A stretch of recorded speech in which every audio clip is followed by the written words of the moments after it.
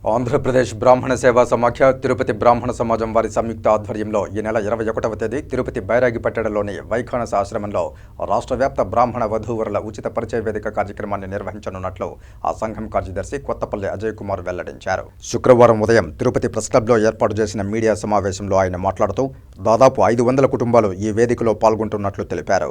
అలాగే 60 సంవత్సరాలు నిండిన బ్రాహ్మణ దంపతులకు షష్ఠి పూర్తి, 70 సంవత్సరాలు నిండిన దంపతులకు భీమరథ శాంతి, 80 సంవత్సరాలు నిండిన దంపతులకు సహస్రచంద్ర దర్శనం వంటి కార్యక్రమాలు కూడా నిర్వహించబోతున్నట్లు పేర్కొన్నారు.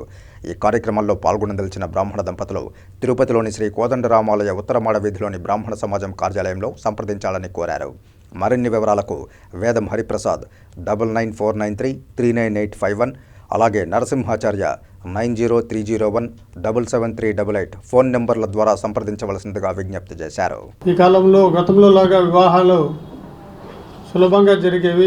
ఈ కాలంలో సరైనటువంటి సంబంధాలు వెతుక్కోవడం కష్టమైనటువంటి తరుణంలో తిరుపతి బ్రాహ్మణ సమాజం యొక్క సౌజన్యంతో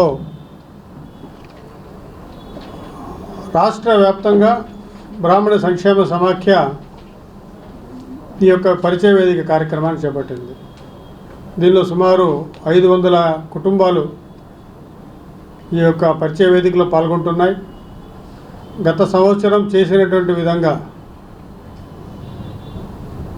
పరిచయ వేదికను నిర్వహించడం జరిగింది. ఈ పరిచయ వేదికను ఉపయోగించుకోవాల్సిందిగా రాష్ట్ర వ్యాప్తంగా ఉన్నటువంటి బ్రాహ్మణులందరికీ కూడా విజ్ఞప్తి చేసుకుంటున్నాం.